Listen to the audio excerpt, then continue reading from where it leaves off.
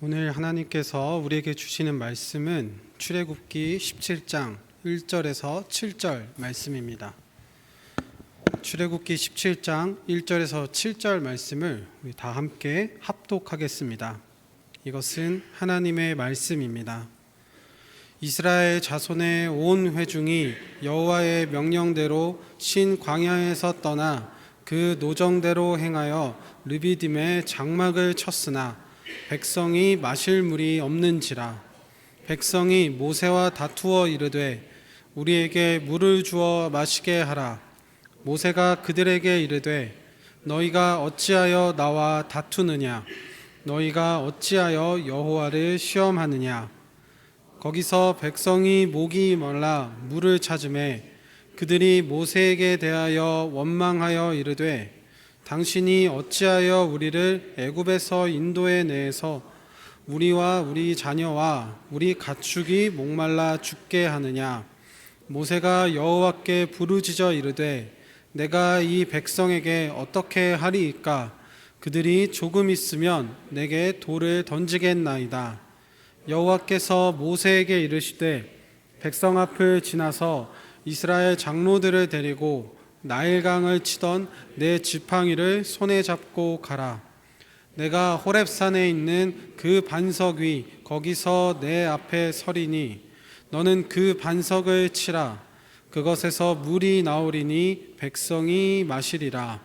모세가 이스라엘 장로들의 목전에서 그대로 행하니라. 그가 그곳 이름을 마사 또는 무리바라 불렀으니 이는 이스라엘 자손이 다투었음이요 또는 그들이 여호와를 시험하여 이르기를 여호와께서 우리 중에 계신가 안 계신가 하였음이더라. 아멘. 출애굽기 15장에서 드디어 이스라엘 백성이 애굽을 탈출합니다. 이집트에서 나오게 됩니다. 그 나올 때 10가지 재앙이 있고 난 뒤에 나왔는데요. 아마 다들 알고 계시겠지만 제가 외운 방법대로 한번 말씀을 드려보면 피게이파, 돌종우, 매흑장으로 나왔습니다. 다 이해하셨죠? 먼저 피게이파 하면 강이 피로 변한 기적, 개구리 기적, 이가 들끓는 기적, 파리 기적. 저희 신대원 가려면 이렇게 외워야 됩니다. 그 다음에 돌종우, 돌림병, 종기, 우박. 그 다음 매흑장, 메뚜기, 흑암, 장자의 죽음. 이제 여러분도 다 외우셨죠? 여러분도 이제 신대원 들어가실 수 있습니다. 이렇게 10가지 재앙 이후에 드디어 애굽을 탈출했는데 이들이 물이 없어서 불평을 합니다. 그게 이제 15장의 내용인데 그곳의 이름을 마라라고 부르게 됩니다. 그리고 16장에서는 먹을 것이 없어서 또다시 불평을 하게 됩니다. 그때 하나님께서 만나와 메추라기를 이스라엘 백성에게 주십니다. 그리고 오늘 말씀 17장에 또다시 물이 없어서 불평하는 모습이 나옵니다. 이곳을 무리바 혹은 마사라고 합니다.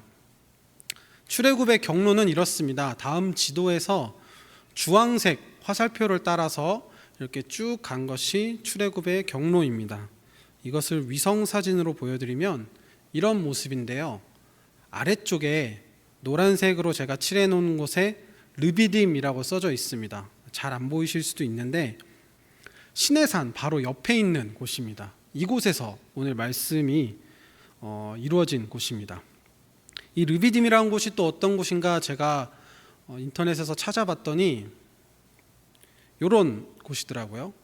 이게 2002년에 찍은 사진인데 출애굽 시절에 이거보다 더 오랜 3000년 전 시절이니까 이거보다 더 아마 나무도 없고 돌밖에 없는, 흙밖에 없는 이런 곳이었을 것입니다.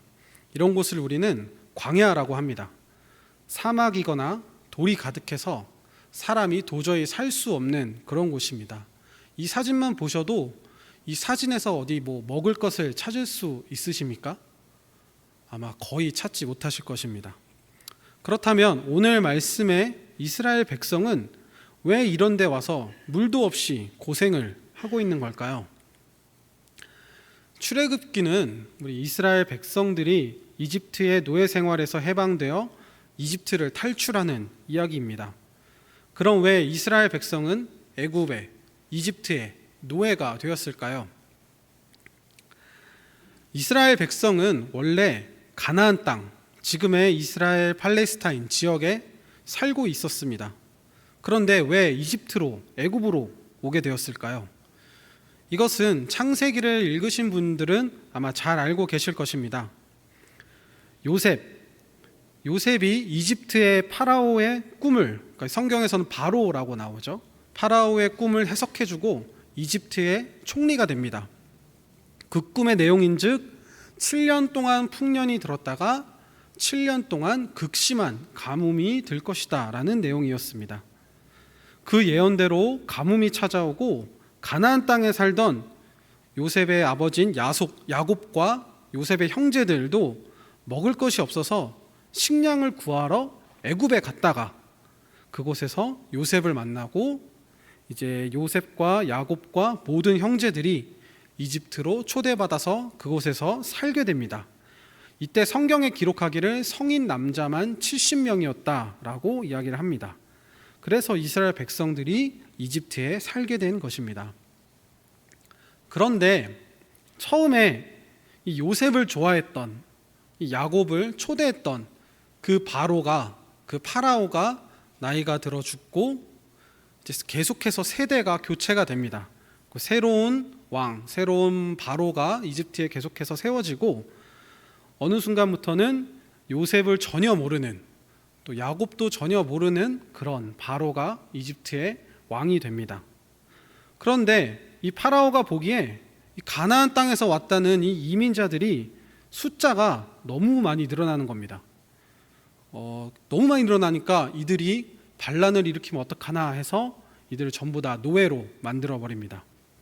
어느 정도 늘어났는가 하면 처음에 성인 남성 70명이 이 애굽으로 왔다고 했는데 출애굽할 때 성인 남성만 60만 명이었습니다.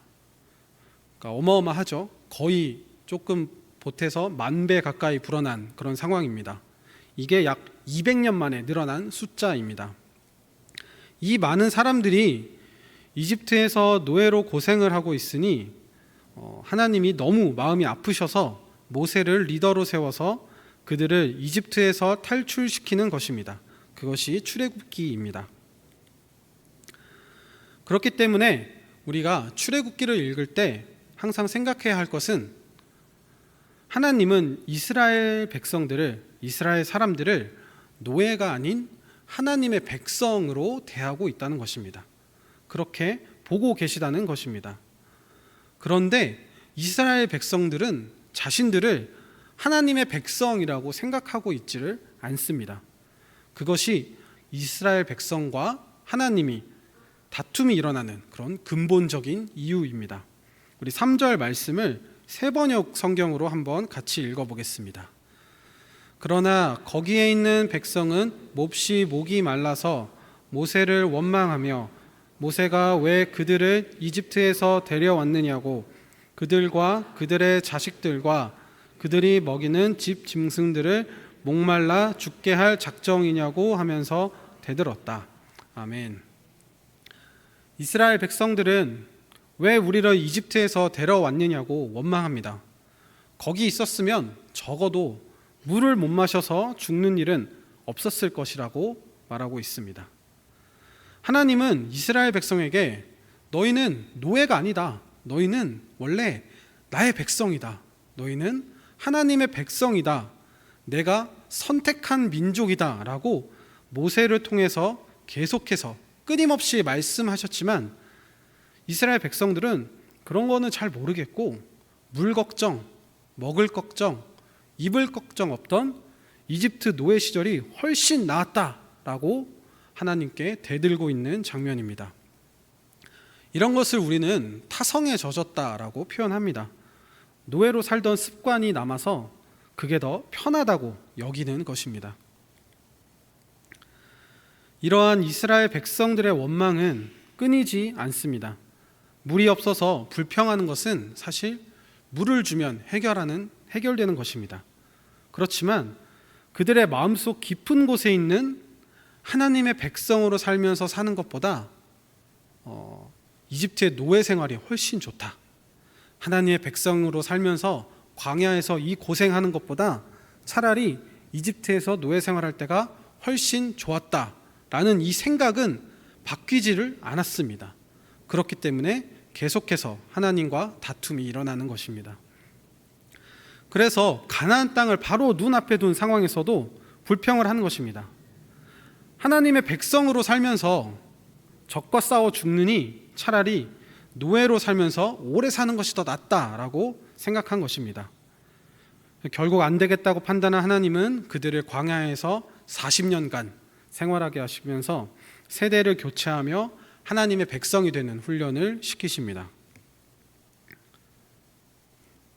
이 지도를 보시면 가나안 땅으로 가는 길을 여러분 찾으실 수 있으시겠습니까? 이 왼쪽 이쪽 부분이 이제 애굽입니다. 이집트입니다. 그쪽에서 가나안 땅으로 가는 가장 빠른 길은 해안을 따라가는 길입니다. 그렇죠? 해안을 따라가면 바로 갈 수 있습니다. 그런데 하나님은 이 길로 이스라엘 백성을 보내지 않고 저 밑으로 삥 돌아서 가게 하십니다. 왜 그러셨을까요?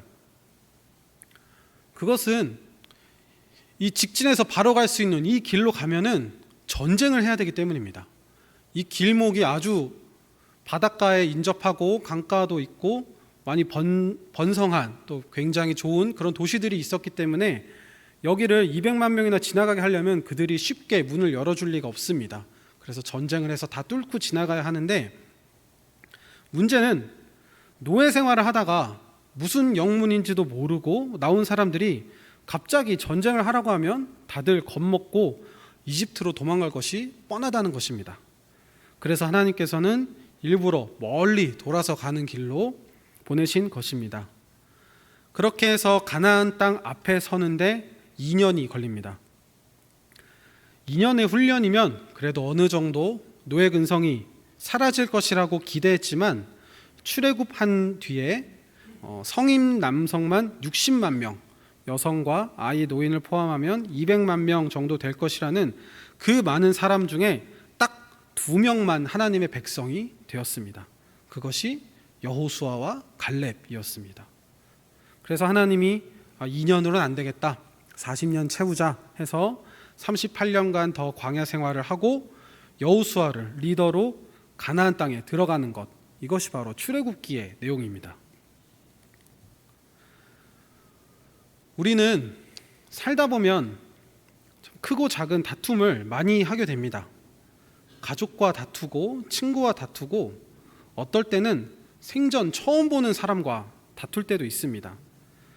그리고 우리가 하나님을 믿고 신앙생활을 하다 보면 하나님과 다툴 때도 있습니다. 왜냐하면 내 생각과 하나님의 생각이 다르기 때문입니다.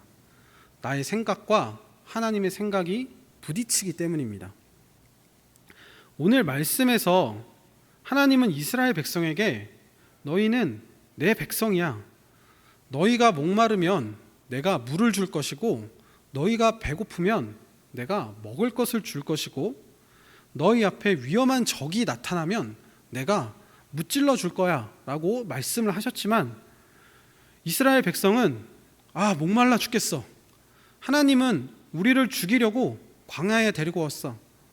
난 저렇게 강해 보이는 사람, 저 가나안 땅에 있는 저 무시무시한 거인 같은 저런 사람은 난 절대로 못 이겨. 나 하나님 백성 안 할래. 차라리 노예로 살 때가 편했어 라고 말하고 있다는 것입니다. 이런 이스라엘 백성을 보고 하나님은 굉장히 마음이 아프셨을 것입니다. 여러분들은 어떠십니까? 여기 앉아있는 우리 아름다운 교회 성도 여러분들은 하나님과 다투는 일을 경험하신 적이 있으십니까? 나의 생각과 하나님의 뜻이 달라서 그것 때문에 고민하고 씨름하신 적이 있으십니까? 여기 앉아있는 여러분들은 하나님이 나의 백성이다 라고 부르신 분들입니다. 여기 앉아 계신 여러분들은 하나님이 너희는 내 백성이야, 내 자녀야 라며 선택한 사람들입니다. 여러분들은 여러분의 힘으로 여기 와서 앉아 있는 것 같지만 사실은 하나님의 섭리와 은혜 없이는 우리는 이 예배의 자리에 나와서 앉아 있을 수가 없습니다. 왜냐하면 예배는 하나님이 초대한 사람만 올 수 있기 때문입니다. 아름다운 교회 성도 여러분들은 출애굽한 이스라엘 백성들처럼 되지 마시고 하나님 말씀에 귀를 기울이는 사람이 되시기를 바랍니다.